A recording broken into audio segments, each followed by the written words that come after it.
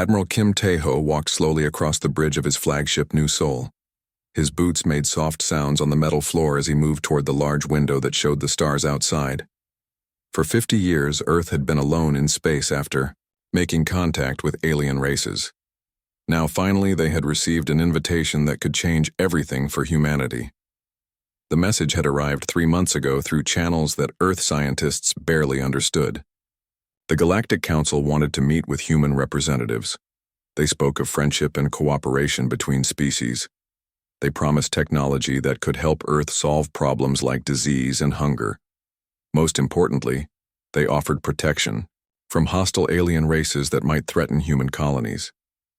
Kim had been chosen to lead this historic mission because of his calm personality and military experience. He understood both diplomacy and warfare, which the government felt would be important when dealing with unknown alien cultures. His fleet consisted of 12 of Earth's most advanced ships, carrying the planet's best diplomats, scientists, and soldiers.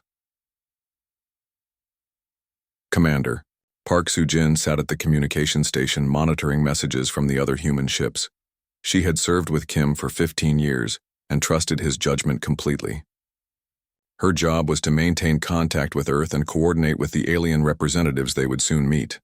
The responsibility felt heavy, but she was proud to represent humanity in this historic moment. Captain Lee Jin-woo commanded the escort ships that surrounded the flagship. His pilots were the best Earth had trained, and his ships carried the most advanced weapons humanity could build. Lee hoped the weapons would not be needed, but he was prepared for any situation that might develop. The safety of the diplomatic mission was his primary concern. Ambassador Yoon Hye-jin spent most of her time studying the alien languages and customs that Earth's computers had decoded from intercepted transmissions. She would be the primary speaker when they reached the council chambers. Her words could determine whether humanity joined the galactic community as friends or remained isolated in their small corner of space. The journey to the council station took 2 weeks using Earth's fastest ships. During that time, the crew observed alien vessels that seemed far more advanced than human technology. The ships moved without visible engines, and some were larger than entire Earth cities. Kim began to understand just how primitive human technology appeared to these advanced civilizations. When they finally arrived at the council station, Kim felt overwhelmed by its massive size. The structure was larger than Earth's moon and contained representatives from hundreds of different alien species. Docking bays stretched for kilometers in every direction, filled with ships of designs that human engineers could barely comprehend. The first meetings seemed to go very well for the human delegation. The alien representatives appeared friendly and interested in learning about Earth culture. They asked many questions about human history, science, and social structures. Ambassador Yoon felt encouraged by their apparent curiosity and willingness to communicate. The council chambers were beautiful beyond anything humans had ever seen. Crystal walls showed images of peaceful worlds throughout the galaxy. Alien music played softly in the background, creating an atmosphere of harmony and cooperation. Kim began to believe that humanity had finally found allies among the stars. For 3 days, the meetings continued with discussions about trade routes, technology sharing, and mutual defense agreements. The aliens seemed impressed by human achievements. Despite Earth's relatively primitive technology, they spoke of welcoming humanity into the galactic community as valued partners in building a peaceful future. Captain Lee remained cautious despite the positive atmosphere. His sensors detected large numbers of alien warships positioned near the station, but he was told these were normal security measures. Still, something about the situation made him uncomfortable, though he could not identify exactly what bothered him. On the 4th day, the tone of the meetings changed dramatically. The alien representatives became more serious and began speaking about humanity's role in the galactic order. Ambassador Yoon noticed that their friendly smiles had disappeared and been replaced by cold, calculating expressions that made her nervous. The Kui lead council member explained that humanity would indeed be welcomed into the galactic community, but not as equal partners. Earth would become what they called a protectorate, which meant humans would serve the more advanced civilizations. Human colonies would provide raw materials, and human soldiers would fight in council wars against rebel species. Kim felt his heart sink as he realized the true purpose of this meeting. The aliens had never intended to treat humans as equals. They had studied Earth carefully and decided that humanity would make useful servants but not worthy allies. The friendly meetings had been nothing more than an evaluation of human capabilities and weaknesses. When Kim politely declined this arrangement, the alien representatives showed no surprise. They had clearly expected human resistance and were prepared for it. The chamber's crystal walls suddenly displayed images of massive alien fleets surrounding Earth's solar system. The implication was clear: submit or face destruction. Commander, Park received urgent messages from Earth reporting the appearance of alien ships near all human colonies. The Council had positioned their forces before the diplomatic meeting even began. This had been a trap from the very beginning, designed to force humanity into servitude with no possibility of escape. Ambassador Yoon tried desperately to negotiate better terms, but the aliens showed no interest in compromise. They had made their decision about humanity's future and would not be swayed by diplomatic appeals. Earth had two choices: immediate surrender or total annihilation. The Council gave Kim exactly 1 hour to make his decision. During that time, he consulted with his officers and tried to contact Earth for instructions. The alien ships jamming human communications made contact impossible, but Kim knew what Earth's leaders would want him to do. Captain Lee reported that the human fleet was completely surrounded by alien vessels. His 12 ships faced over 600 enemy vessels equipped with weapons that could destroy planets. A military victory was impossible, but surrender would doom all of humanity to eternal slavery. Kim made the hardest choice of his life. He would not surrender Earth's freedom no matter what the cost. If humanity was going to die, it would die fighting for its independence. The aliens had made a mistake by underestimating human determination and willingness to sacrifice everything for liberty. The hour ended with Kim's refusal delivered in clear terms that left no room for misunderstanding. Humanity would never serve as slaves to any alien power, regardless of the consequences. The Council members showed no emotion as they prepared to demonstrate the price of defying their will. War was coming and Earth was not ready for it. Admiral Kim Tae-ho stood on his bridge watching the alien warships move into attack formation around his small fleet. 600 enemy vessels surrounded 12 human ships in what could only be described as impossible odds. Kim knew that a direct battle would end in complete disaster for humanity, but he also understood that surrender meant eternal slavery for Earth. The alien commander's voice filled the bridge with cold, mechanical tones. Humanity had exactly 10 minutes to reconsider their foolish decision to refuse the Council's generous offer. After that time, the alien fleet would demonstrate why resistance was pointless by destroying the human ships one by one, until Kim changed his mind. Captain Lee Jin-woo quickly calculated possible escape routes using his tactical computers. The alien formation was strong but not perfect. Small gaps existed between their ships that fast human vessels might be able to exploit. The problem was that most of the human fleet would be destroyed during any escape attempt. Commander Park Soo-jin worked frantically to establish emergency communication channels with the other human ships. Normal radio frequencies were being jammed by alien technology, but she discovered that short-range laser communications could still function. Her message to the fleet was simple: prepare for emergency scatter formation. Kim made the decision that would haunt him for years to come. Rather than fight a hopeless battle that would accomplish nothing, he ordered his fleet to attempt a desperate escape. Each ship would choose its own route home, while Kim's flagship created a diversion to give the others a chance to survive. Ambassador Yoon Hye-jin destroyed all diplomatic records and computer files that contained information about Earth's defenses and technology. The aliens would learn nothing useful from captured human equipment if her actions succeeded. She also sent coded messages to Earth, warning about the Council's true intentions and military capabilities. The escape began with Captain Lee's fighters launching surprise attacks against alien communication ships. These small, fast vessels carried powerful missiles designed to disable enemy sensors and weapon systems.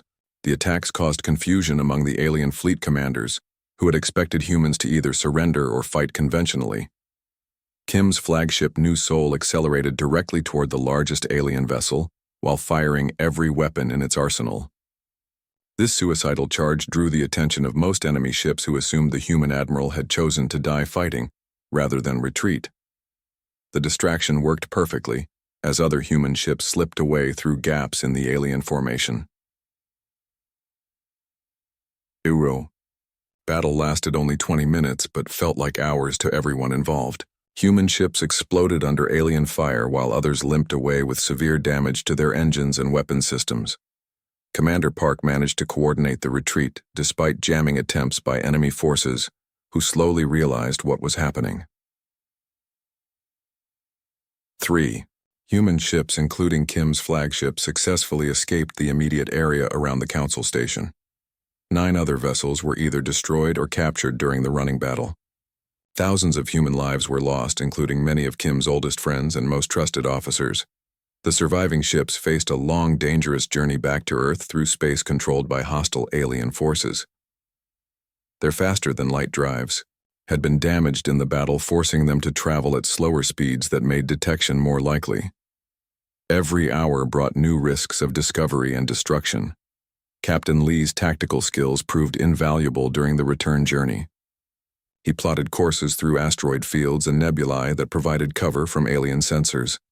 His damaged fighters served as scouts that warned the main ships about enemy patrols searching for human survivors. Commander Park established communication with Earth using emergency frequencies that the aliens had not yet discovered. Her reports about the Council's betrayal and military strength shocked government leaders who had hoped for peaceful contact with advanced civilizations. Earth's military began immediate preparations for invasion. The journey home took 3 weeks, instead of the normal 2-week travel time. During that period, the crew repaired battle damage and analyzed captured alien technology from destroyed enemy fighters. Engineer Nam Ho-seok made important discoveries about alien weapon systems and shield generators that would prove crucial later. Dr. Kang So-young studied alien computer systems that had been retrieved from the battlefield. She found that Council technology was highly advanced but also predictable in its design patterns. This information suggested that human unpredictability might be an advantage in future conflicts. When the surviving ships finally reached Earth's solar system, they found alien vessels already establishing a blockade around the planet. The Council had wasted no time in beginning their punishment of humanity for refusing to submit. Earth was now completely cut off from its colonies and trade routes. Kim's battered fleet limped past the alien blockade ships, whose commanders seemed content to let the survivors return home. The aliens wanted Earth's government to see the results of defying Council authority. Fear was more effective than immediate destruction in convincing humans to surrender. The return to Earth orbit was met with mixed emotions from the planetary government and military leaders. Relief at seeing some survivors was balanced by horror at learning the true situation humanity now faced. The Council fleet surrounding Earth numbered in the thousands, with more ships arriving daily. President Cho Min-ho declared martial law within hours of receiving Kim's full report about the Council's betrayal. Earth's military switched to emergency production of weapons and ships while scientists began crash programs to develop new technologies. The planet prepared for a siege that could last years. The public reaction was divided between those who wanted to fight regardless of the odds and others who believed surrender was the only way to save human lives. Riots broke out in several major cities as people struggled to understand how their hopes for galactic friendship had turned into a nightmare of impending invasion.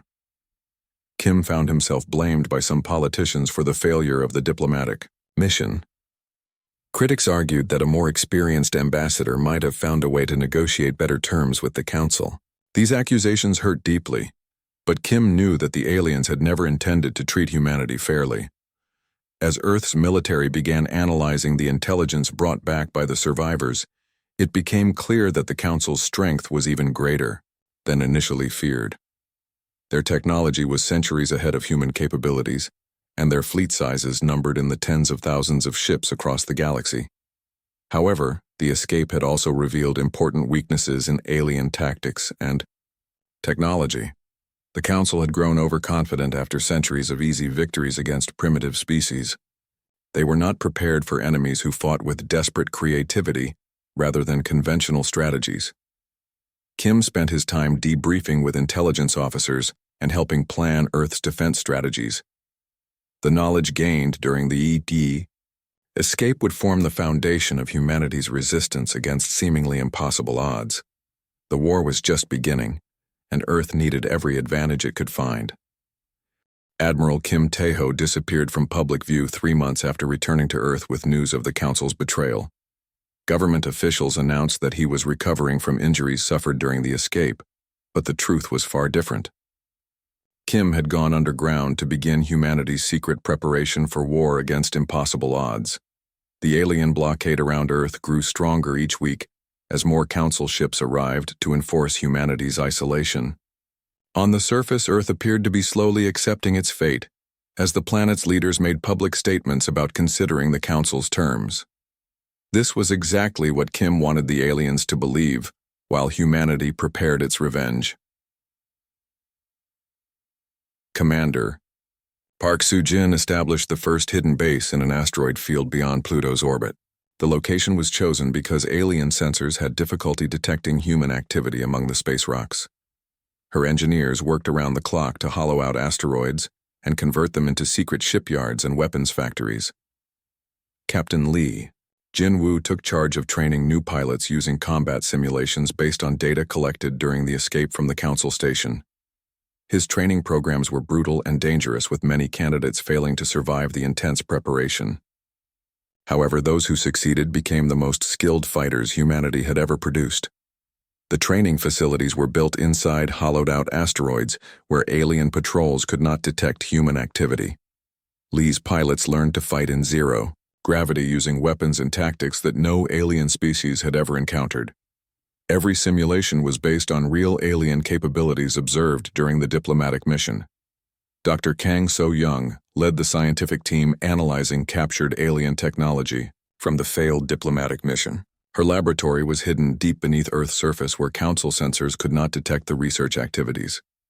The breakthroughs she achieved would change the balance of galactic power forever. The alien weapons used predictable energy, patterns that human computers could learn to anticipate and counter. More importantly, the Council's defensive shields required massive amounts of power that created heat signatures visible to properly designed sensors. These weaknesses could be exploited by weapons specifically designed to fight alien technology. Engineer Nam Ho-seok designed new types of human ships based on his analysis of alien vessel weaknesses. Rather than copying alien designs, he created uniquely human solutions that emphasized speed, stealth, and unpredictability over raw firepower. His ships were smaller and faster than anything in the Council fleet. The new ship designs used human manufacturing techniques that were completely different from alien methods. This meant that Council sensors calibrated to detect their own technology would have difficulty tracking human vessels. Nam's ships could appear and disappear like ghosts haunting the galaxy. Lieutenant Colonel Yang Da-eun commanded special forces teams that began sabotaging alien supply lines throughout the solar system. Her soldiers used captured alien equipment to blend in with Council forces while planting explosives and computer viruses. The aliens blamed equipment failures on manufacturing defects rather than human interference. Yang's teams also gathered intelligence about alien fleet movements and communication procedures. This information was transmitted to the hidden bases where analysts used it to plan future attacks. Every piece of data brought humanity closer to understanding how to defeat seemingly invincible enemies.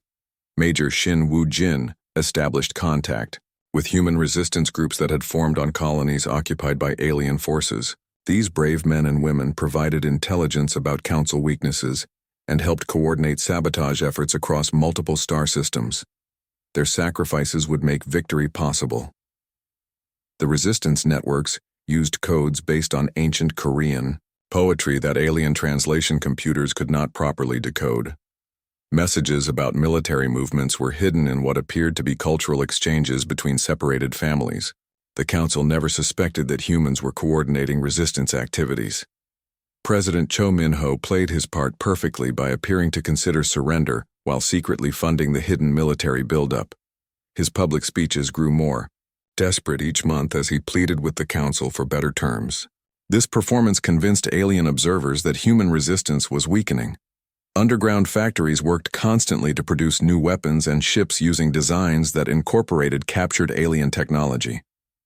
Human workers labored in shifts, around the clock, knowing that their efforts were humanity's only hope for freedom.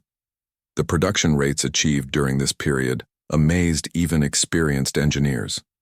The secret bases expanded rapidly as more asteroids were converted into hidden facilities. Soon humanity had dozens of installations scattered throughout the outer solar system, completely invisible to alien detection systems. Each base specialized in different aspects of military production or training. Communication between the hidden bases used quantum entanglement systems that alien technology could not intercept or decode. This allowed perfect coordination of activities across vast distances without risk of detection. The network grew more sophisticated as human scientists improved their understanding of advanced physics. Kim spent his time visiting the various hidden facilities to coordinate overall strategy and maintain morale among the resistance fighters. His presence reminded everyone why they were making such enormous sacrifices. The admiral who had refused to surrender Earth's freedom became a symbol of human determination. The psychological preparation was as important as the military buildup. Humanity needed to believe that victory was possible despite facing enemies with superior technology and numbers. Kim's speeches to resistance fighters emphasized that human creativity and willingness to take risks could overcome alien advantages. As months passed, the Council grew more confident that humanity was broken and ready to surrender. Alien patrol frequencies decreased and their defensive preparations became routine rather than alert. This overconfidence was exactly what Kim had hoped to achieve through careful deception. The secret shipyards produced vessels that incorporated the best human engineering with captured alien technology. These hybrid designs were uniquely suited to human tactics and could not be countered by standard Council defenses. Each ship was a work of art designed for maximum effectiveness against specific alien weaknesses. Training programs expanded to include not just pilots but also ground forces, engineers, and intelligence specialists. Every human in the Resistance learned multiple skills that would be needed during the coming war. The level of preparation was unprecedented in human history. After 2 years of secret preparation, humanity possessed a hidden fleet 3 times larger than the original diplomatic mission. More importantly, the new ships were specifically designed to fight alien vessels using tactics that the Council could not predict or counter effectively. The weapons developed by Dr. Kang's team were smaller and more precise than alien energy beams, but far more effective against Council shields and armor. Human missiles could penetrate alien defenses that had never been breached by conventional weapons. The technological advantage was finally shifting toward humanity. Kim knew that the time for hiding was almost over. Earth's secret military had grown strong enough to challenge the alien blockade and carry the war to Council territory. The aliens who had betrayed humanity's trust were about to learn why human determination should never be underestimated. The galaxy had no idea what was coming as human forces prepared to emerge from hiding and begin their campaign of relentless vengeance against those who had tried to enslave Earth. Admiral Kim Tae-ho stood in the command center of his hidden asteroid base, watching displays that showed alien fleet positions throughout 12 star systems. 2 years of careful preparation had led to this moment when humanity would announce its return to galactic affairs with devastating force. The anniversary of the Council's betrayal would be marked by the beginning of their destruction. The timing was perfect as Council forces had grown lazy and overconfident during the long months of apparent human submission. Alien patrol schedules had become routine and predictable, while their defensive formation showed gaps that human analysts had carefully mapped. The element of surprise would multiply the effectiveness of every human attack. Commander Park Soo-jin coordinated communications between hidden bases scattered throughout the outer solar system and beyond. Her quantum entanglement networks allowed instant contact with human forces positioned near alien supply lines and communication hubs. Every strike would be perfectly timed to create maximum chaos.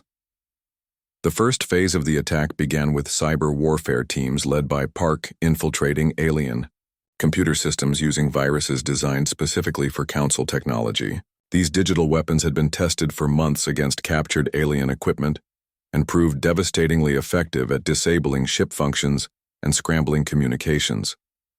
Captain Lee Jin-woo launched the first physical attacks using squadrons of small fast fighters that appeared suddenly near alien supply convoys. His pilots had trained for 2 years in tactics that emphasized hit-and-run strikes against larger vessels. The aliens had never faced enemies willing to ram their ships into Council vessels. The kamikaze attacks shocked alien commanders who could not understand why humans would sacrifice their lives so willingly. Council battle computers were programmed to predict rational behavior based on self-preservation, but human pilots operated according to different principles that valued freedom above survival. Lee's fighters targeted alien communication ships and supply vessels rather than the main battle fleets. This strategy created confusion and supply shortages that weakened Council forces without requiring humans to fight superior numbers directly. Every destroyed supply ship was worth 10 enemy warships that could not be properly maintained. Dr. Kang So-young's new weapons proved their worth during the opening hours of the campaign. Her missiles were designed to exploit specific weaknesses in alien shield technology that had been discovered through careful analysis of captured equipment. Council defenses that had protected them for centuries suddenly became useless. The missile strikes penetrated alien shields and armor with ease, causing massive explosions inside enemy ships. Council engineers had never encountered weapons designed specifically to counter their defensive systems. Their overconfidence in superior technology became a fatal weakness when facing human creativity. Engineer Nam Ho-seok's ship designs allowed human forces to appear and disappear like ghosts throughout the targeted star systems. The vessels were too small and fast for alien sensors to track effectively, while their stealth technology made them nearly invisible until they opened fire. Every attack came as a complete surprise. Lieutenant Colonel Yang Da-yoon's Special Forces team struck alien ground installations with precise coordination that demonstrated years of careful planning. Her commandos had infiltrated Council facilities months earlier and waited for the signal to begin their sabotage mission. Explosions erupted simultaneously across dozens of alien bases. The ground attacks targeted alien fuel depots, weapons storage facilities, and communication centers that supported their fleet operations. Yang's teams used captured alien equipment to blend in with Council forces until the moment they revealed their true identity. Many alien commanders died before they realized they were under attack. Major Shin Woo-jin activated resistance cells on occupied human colonies that began coordinated uprisings against alien garrison forces. These brave colonists had endured 2 years of oppression while secretly preparing for this moment. Their knowledge of local conditions made them devastatingly effective against surprised alien troops. The colonial uprisings created additional chaos that prevented alien forces from responding effectively to the main attacks. Council commanders found themselves fighting on multiple fronts simultaneously, while their communication systems failed due to cyber attacks. The careful coordination of human forces was overwhelming their ability to respond. Kim watched the battle, displays with grim satisfaction as reports arrived from strike teams throughout the targeted star systems. Human forces were achieving their objectives with minimal losses, while alien casualty reports showed devastating damage to Council fleets and installations. The surprise was complete. The first wave of attacks destroyed 30% of Council border fleets in just 6 hours of fighting. Alien survivors sent panicked messages about human forces using impossible tactics that seemed insane, but proved devastatingly effective. The Council's military doctrine had no response to enemies who fought with such desperate creativity. Alien battle computers tried to analyze human tactics, but could not predict behavior based on principles they did not understand. Council species had fought wars for centuries using rational strategies focused on minimizing losses while achieving objectives. Humans fought as if victory was more important than survival. The psychological impact of the attacks was as devastating as the physical damage inflicted on alien forces. Council species had grown soft during centuries of easy victories against primitive enemies, who submitted quickly when faced with superior technology. They were not prepared for enemies who refused to accept defeat. Emergency Council meetings were called as alien leaders struggled to understand how their primitive human slaves had developed such advanced military capabilities. Intelligence reports about human technology and tactics seemed impossible, but the evidence of destroyed fleets could not be denied. Captain Lee's pilots reported that alien formations were breaking apart as individual ships fled rather than fighting. Coordinated defensive actions. The Council's command structure was collapsing under pressure from attacks they could not counter effectively. Fear was spreading through alien ranks faster than reinforcements could arrive. Commander Park's cyber warfare teams expanded their attacks to target alien financial and administrative systems throughout Council space. Bank accounts were emptied, trade records were destroyed, and government communications were scrambled beyond repair. The economic damage would take years to repair. The success of the first strikes exceeded even Kim's optimistic projections as human forces achieved total tactical surprise across 12 star systems simultaneously. Alien defenders were caught completely unprepared for the scale and coordination of the attacks. The Council's military reputation was shattered in a single day. Dr. Kang's research teams analyzed captured alien equipment from the battles and discovered even more weaknesses in Council technology. The aliens had become dependent on standardized systems that created predictable vulnerabilities. Human weapons could be improved further to exploit these flaws. Engineer Nam began planning the next generation of human ships based on battle experience and captured alien technology. The hybrid designs would be even more effective against Council defenses while maintaining the speed and stealth that had made the first strikes so successful. As the first day of humanity's revenge campaign ended, Kim realized that the balance of galactic power had shifted permanently. The Council would never again underestimate human determination or military capability. The galaxy was about to learn why betraying Earth's trust had been the greatest mistake in galactic history. The war was far from over, but humanity had proven that superior technology could not overcome inferior numbers when human creativity and sacrifice were properly applied. The Council's betrayal had awakened something in humanity that would not rest until justice was achieved.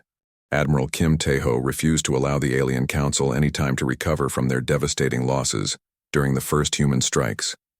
Victory in those initial battles had proven that superior alien technology could be defeated by human tactics and determination. Now humanity would press their advantage before the enemy could adapt to new realities of galactic warfare. The Council expected humans to pause after their successful attacks to consolidate gains and prepare defenses against alien counterattacks. This was how civilized species conducted warfare according to established galactic customs that had governed conflicts for thousands of years. Humanity ignored these traditions and continued attacking with relentless fury. Kim divided his expanded fleet into hunting packs that pursued retreating alien forces across the galaxy without mercy. Each pack consisted of 12 to 15 human ships, supported by supply vessels and mobile repair facilities.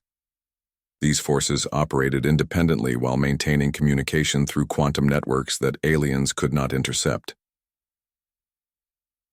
Captain Lee Jin-woo pioneered the hunting pack tactics that would terrorize alien forces for months to come. His pilots learned to use asteroid fields, gas giant atmospheres, and stellar phenomena as cover that concealed their movements from enemy sensors. Every star system became potential hunting grounds where alien ships faced ambush.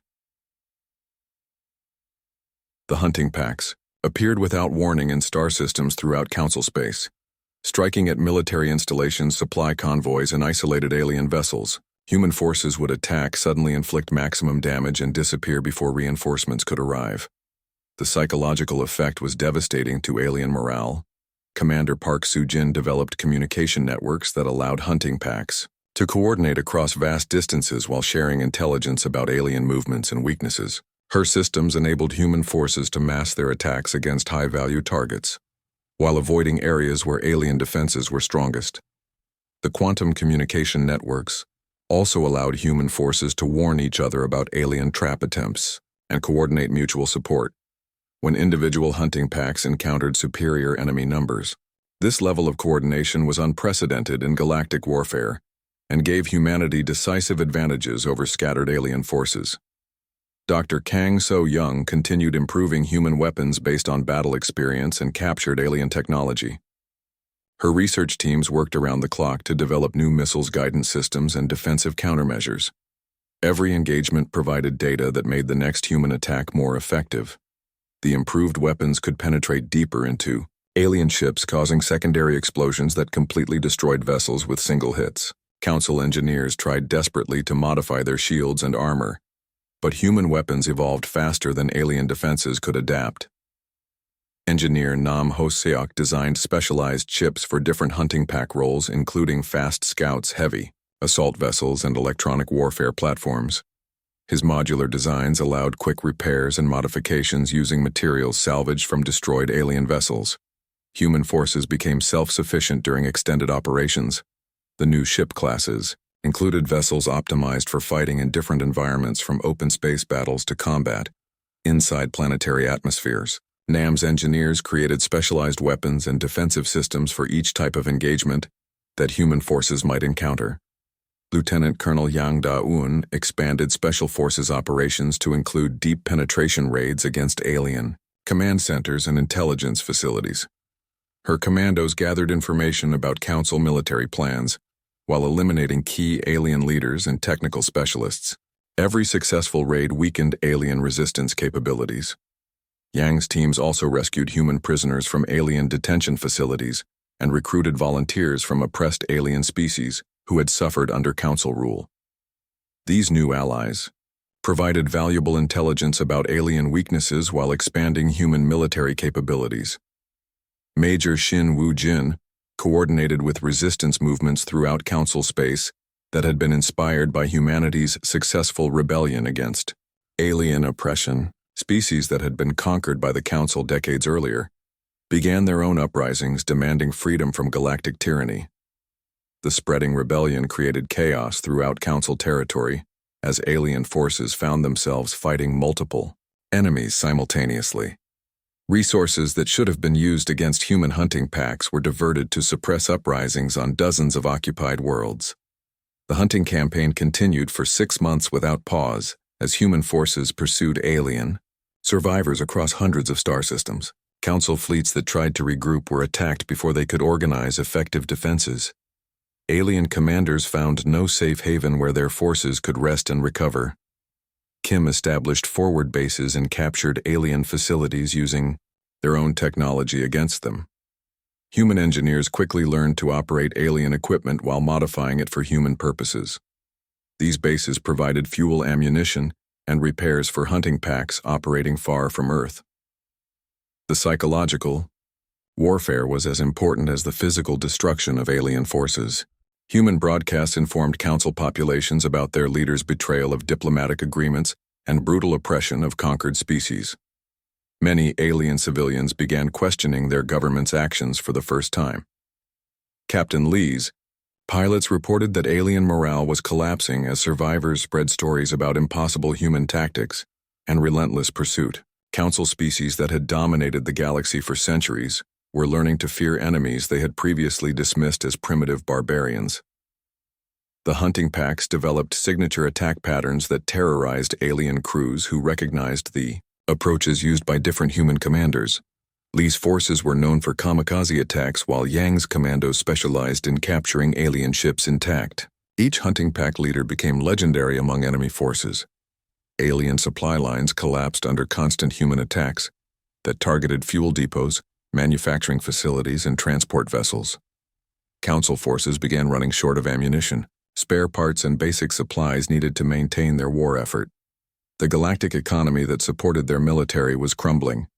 Commander Park's intelligence networks reported that several alien species were secretly negotiating surrender agreements with human representatives. These species had concluded that continued resistance was futile and wanted to avoid complete destruction. The Council's unity was fracturing under pressure. The first major alien government officially surrendered after 8 months of relentless human attacks had destroyed 70% of their military forces. This precedent encouraged other species to consider abandoning the Council rather than facing total annihilation. Dr. Kang's research teams captured an intact alien command ship that provided detailed information about Council military capabilities and strategic plans. This intelligence windfall allowed human forces to anticipate enemy movements while avoiding their remaining strong points. Engineer Nam began developing new classes of human ships based on captured alien technology combined with uniquely human innovations. These hybrid vessels would be even more effective against remaining Council forces, while providing capabilities that no alien species possessed.